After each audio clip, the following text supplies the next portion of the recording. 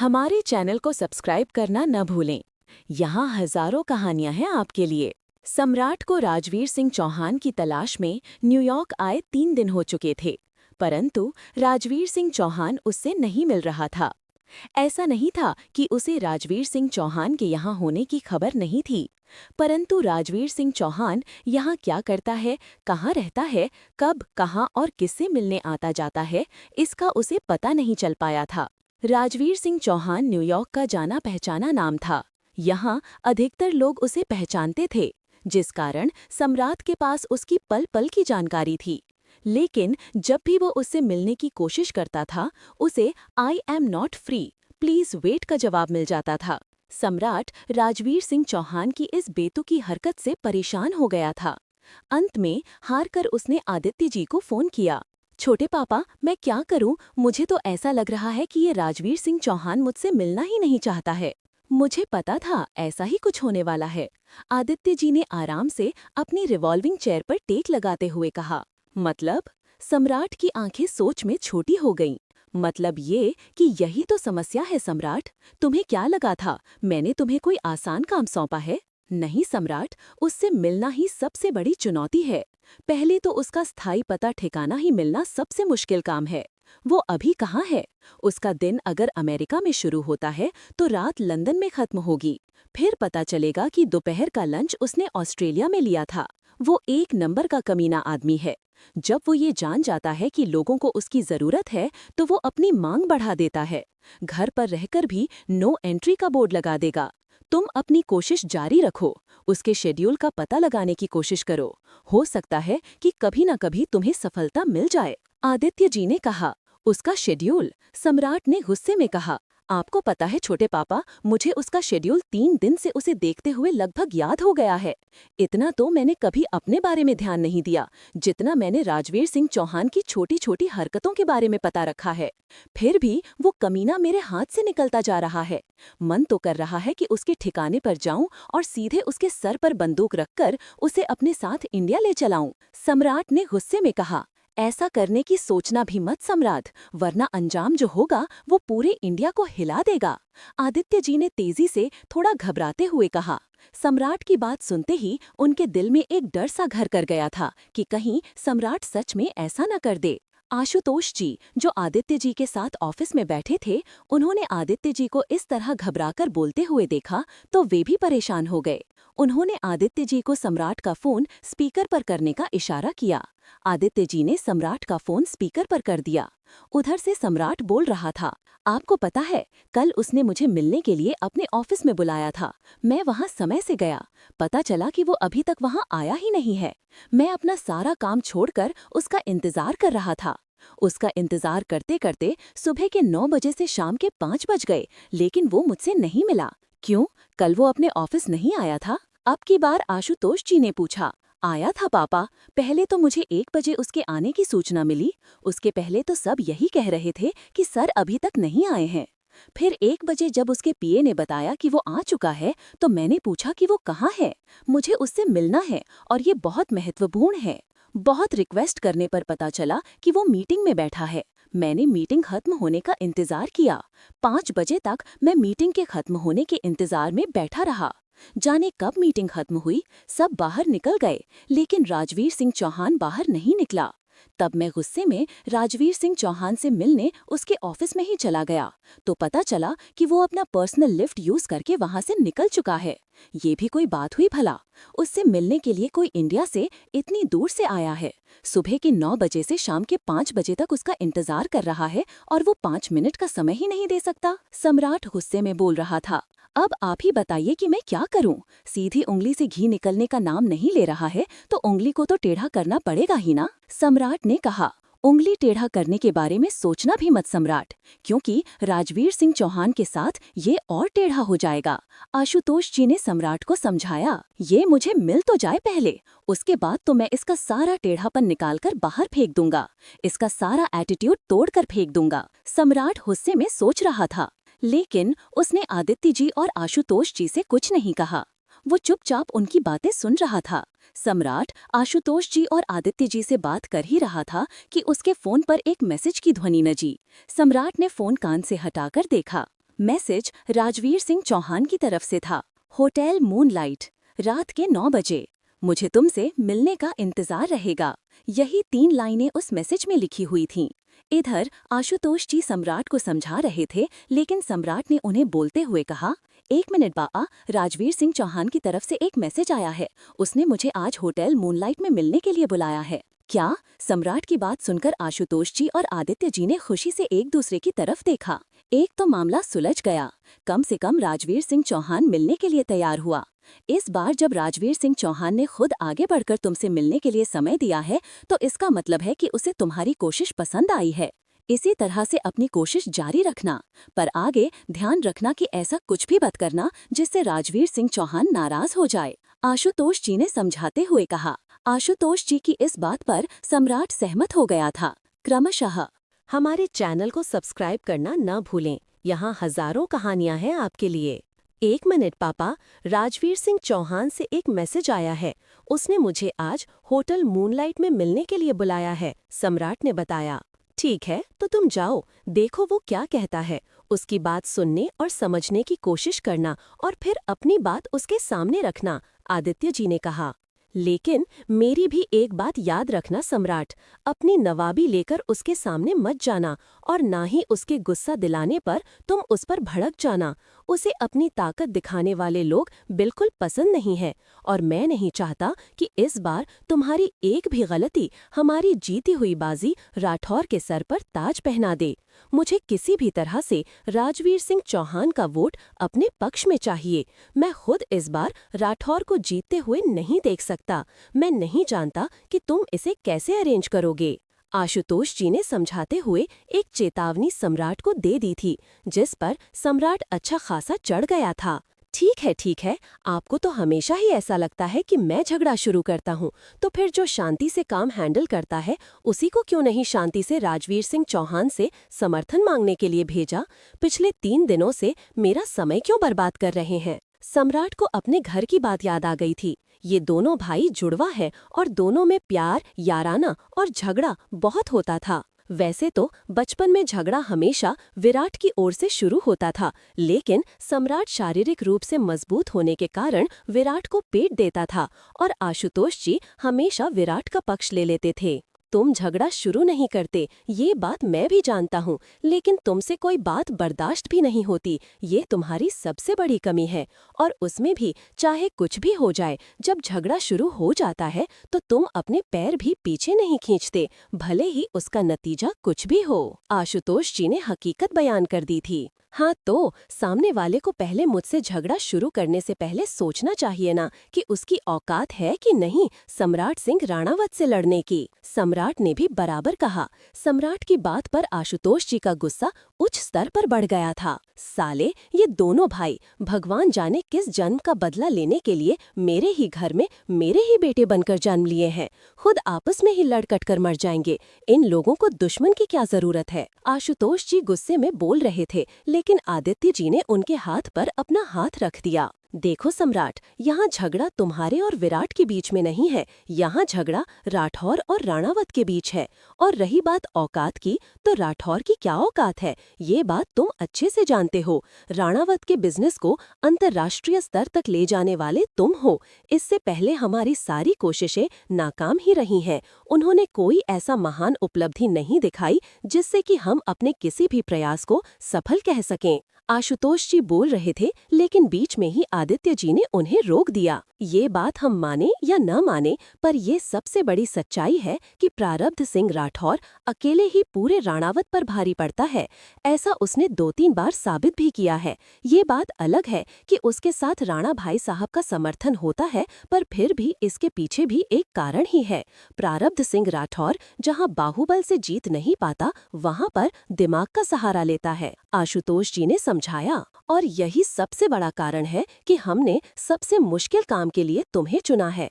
तुम्हारे पास बाहुबल होने के साथ साथ दिमाग भी बहुत ज्यादा है। सच तो ये है कि तुम्हारे जितना दिमाग इन सब चीजों में मेरा भी नहीं चलता। मुझे भी गुस्सा बहुत जल्दी आता है। हम राठौर के साथ लड़ने से नहीं डरते, लेकिन उसके बाद वाले अंजाम हमें डरा रहे हैं। जब झगड़ा छोटे स्तर पर होता है तो उसके नफे और नुकसान भी छोटे स्तर पर होते हैं, लेकिन राठौर और राणावत का झगड़ा कभी भी छोटे स्तर पर नहीं होता।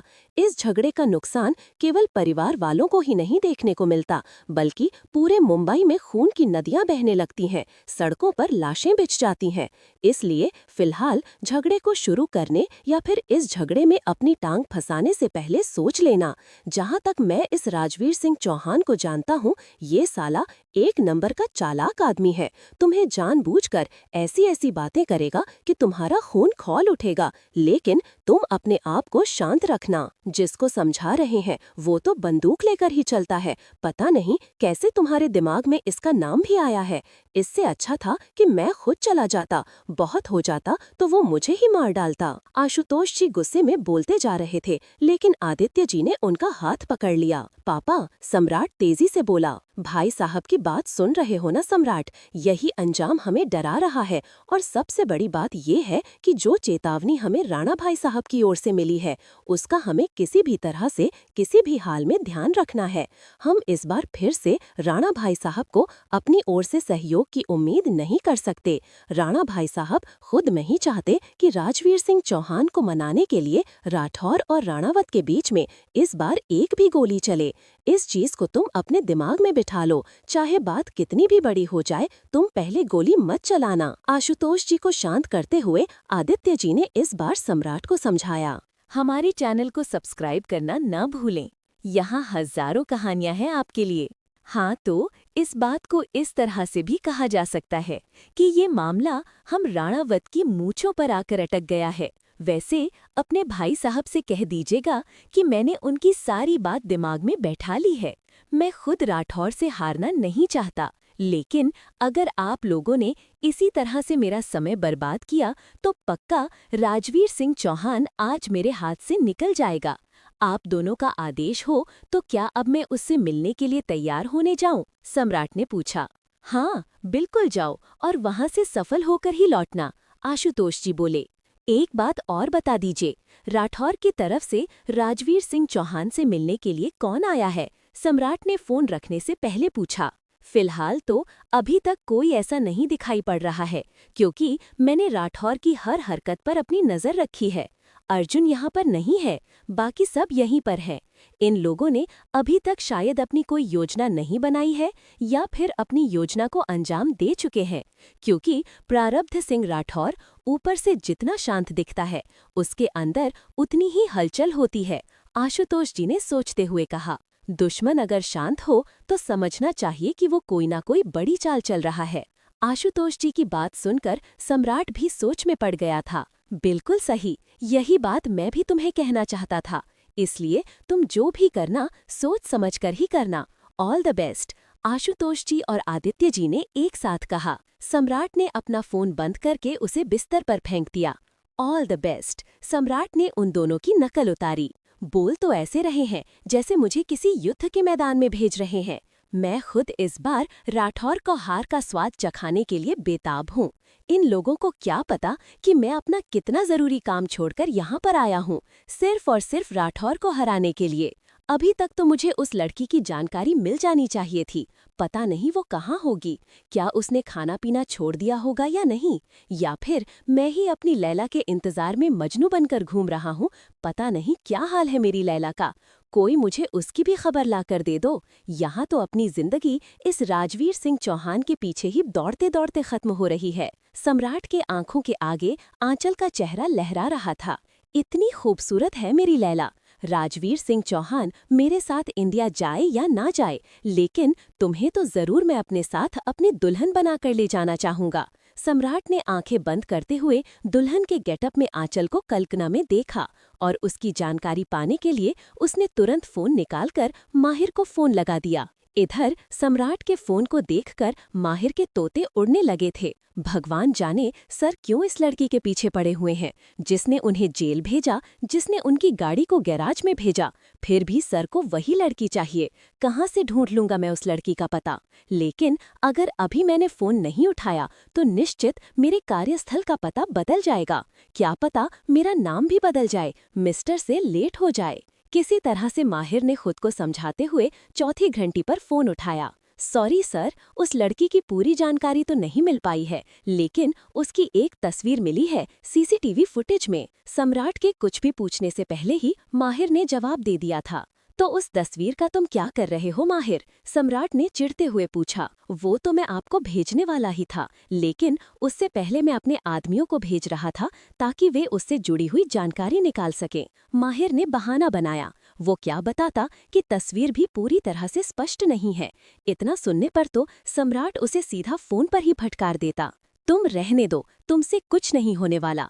तुम्हें जो फोटो मिली है वो फोटो मुझे भेजो। मैं कल सुबह की उड़ान से आ रहा हूँ, तो मैं खुद उसका पता लगा लूंगा। सम्राट ने अगले ही पल माहिर को बिना कुछ बोलने का मौका दिए फोन काट दिया था। सारे नालायक मेरे ही टीम में भरे पड़े हैं। फोन काटकर सम्राट चिढ़ते हुए बोला। तभी उसके फोन की मैसेज टोन बजी। माहिर ने आंचल की एक तस्वीर भेजी थी। वैसे तो सारे सीसीटीवी फुटेज अल्फांसो ने स्पष्ट करवा दिए थे, पर होटल के एक छिपे हुए कैमरे में आंचल की अधूरी तस्वीर रह गई थी। सम्राट की निगाहें तस्वीर को बढ़ाकर देख रही थीं। इस फोटो में आंचल की केवल आंखें ही दिख रही थीं, बाकी मुंह पर उसका मास्क लगा हुआ था। इस फोटो से क्या होने वाला है? इससे तो स्पष्ट फोटो मेरे दिल में छुपी हुई है। कोई मेरी आंखों से ही उसकी तस्वीर उतार सकता है। खैर छोड़ो, जहाँ कुछ नहीं मिला वहाँ इतना ही सही।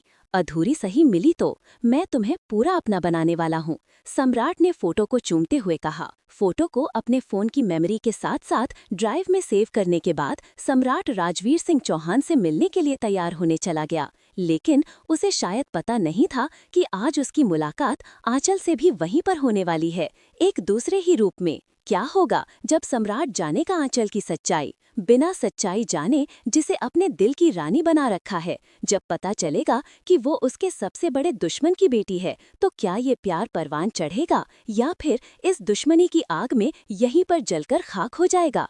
जानने के लिए बने रहें अगले एपिसोड तक। हमारे चैनल को सब्सक्राइब करना ना भूलें। यहाँ हजारों कहानियां हैं आपके लिए। रात लगभग 9 बजे एक लग्जरी गाड़ी क्लब के पार्किंग में दाखिल हुई। मैडम, हम पहुंच गए, ड्राइवर ने पिछली सीट पर बैठी आंचल से कहा। ओके, गाड़ी यहीं पार्किंग में लगा दो और मेरा वेट करना, आंचल ने कहा। अपने कानों से ईयरफोन निकालकर आंचल ने सामने डे नाइट क्लब की ऊंची बिल्डिंग को देखा। अपना जरूरी सामान निकालती हुई जैसे ही वो बाहर निकलने को हुई, तभी उसके फोन पर प्रारब्ध जी का फोन आया। आंचल ने तुरंत फोन रिसीव करते हुए उसे ब्लूटूथ से कनेक्ट कर दिया। तुम पहुंच गई बेटा? प्रारब्ध जी ने पूछा। यस डैड, बस अभी पहुंच ही रही हूँ, आंचल ने कहा। लंदन से न्यूयॉर्क की दूरी अच्छी खासी है, तुम थक चुकी होगी। ऐसा करो कि किसी होटल में आज रात को स्टे ले लो और कल सुबह राजवीर सिंह चौहान से मिलने की कोशिश करना, प्रारब्ध जी ने कहा। उसकी जरूरत नहीं पड़ेगी डैड, पहले काम हो जाए उसके बाद आराम होता रहेगा। मैं अभी राजवीर सिंह चौहान से मिलने ही जा रही हूँ, आंचल ने बताया। मिलने जा रही हो? प्रारब्ध जी की आवाज में एक खुशी के साथ साथ हैरानी भी थी। हाँ। क्या इतनी जल्दी? तुमने ये सब कैसे किया? प्रारब्ध जी ने आंचल से पूछा। क्या कैसे किया? मैंने तो अभी तक तो कुछ नहीं किया, अभी तक तो मेरी उससे बात भी नहीं हो पाई है। आंचल प्रारब्ध जी की बात समझ नहीं पाई थी। मेरे पूछने का मतलब ये है कि तुमने राजवीर सिंह चौहान से मिलने की टाइमिंग कैसे अरेंज करवाई? 3 दिन से राणावत उस राजवीर सिंह चौहान से मिलने के लिए न्यूयॉर्क में डेरा डाले हुए हैं, लेकिन अभी तक उनकी बात सुनना और उनसे बात करना तो दूर, चौहान ने उन्हें मिलने का टाइम भी नहीं दिया है, प्रारब्ध जी ने कहा। वो राणावत है डैड और हम राठौर, हम हमेशा ही उनके पैरों के नीचे से जमीन खींच कर ले जाते हैं और वो जमीन पर गिरकर धूल चाटते हुए आसमान देखते रह जाते हैं, आंचल तीखे स्वर में बोलते हुए मुस्कुराई। आंचल की बात सुनकर प्रारब्ध जी भी मुस्कुरा उठे। जहाँ पर गोली की बात नहीं चलती वहाँ पर दिमाग से काम करना पड़ता है और हमारा यही दिमाग हमें राणावत से अलग बनाता है। क्योंकि राणावत के पास इस्तेमाल करने के लिए अपना दिमाग बिल्कुल नहीं है। यही बात कहते हैं ना आप? आंचल ने कहा। बिल्कुल, और मेरी हर एक बात मेरी बेटी बहुत ध्यान से सुनती और समझती है। I have proud of you बेटा। प्रारब्ध जी ने खुले दिल से आंचल की तारीफ की। वैसे एक बात बताइए, आपको कैसे पता चला कि राणावत 3 दिन से राजवीर सिंह चौहान से मिलने के लिए न्यूयॉर्क में डेरा डाले हुए हैं?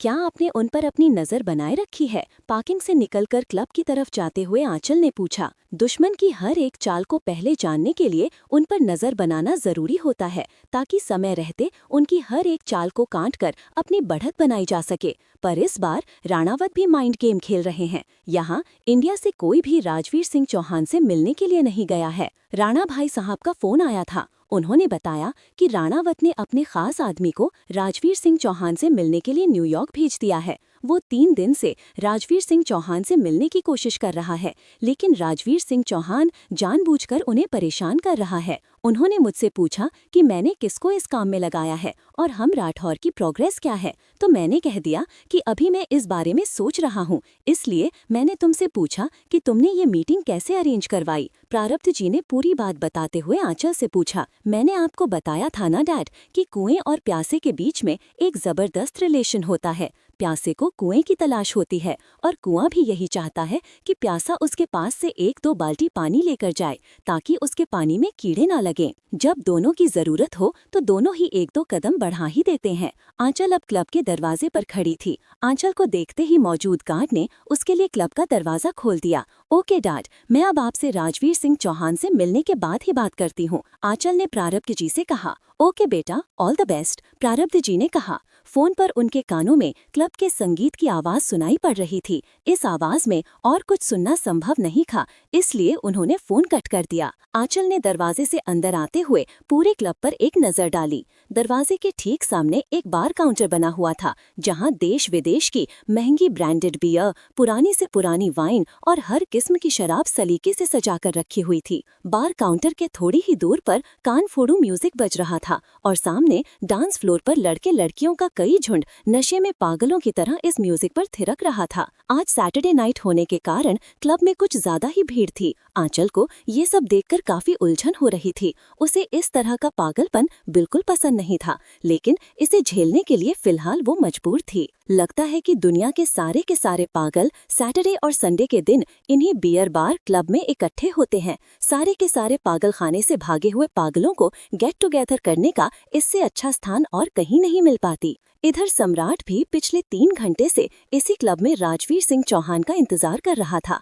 इंतजार करते करते वो अच्छा खासा बोर हो चुका था, लेकिन अभी फिलहाल इसके अलावा उसके पास कोई रास्ता भी नहीं था। हमारे चैनल को सब्सक्राइब करना न भूलें।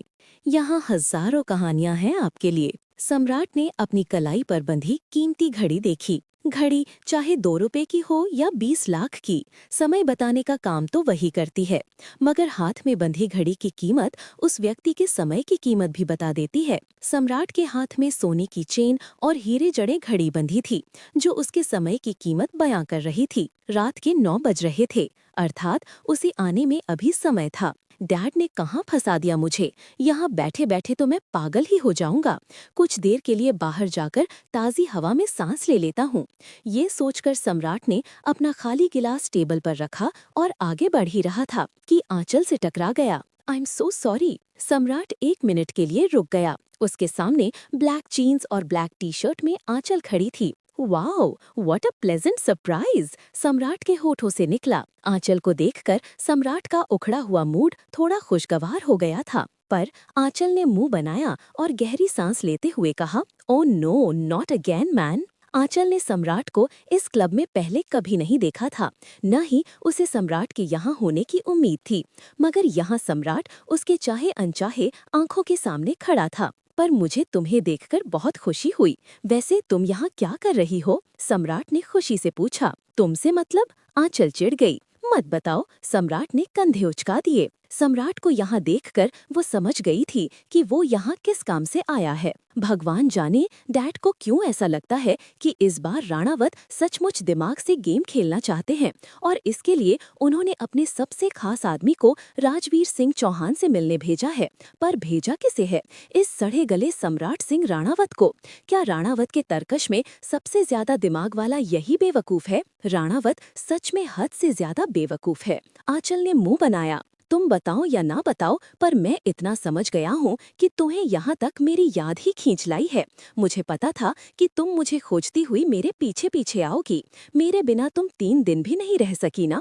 सम्राट ने आंचल की तरफ देखते हुए कहा। लगता है राणावत के कॉन्टैक्ट बहुत कमजोर हो गए हैं, जिससे उनका फालतू समय बढ़ गया है। खुद ही हर चीज पता लगाने में जुट गए हैं।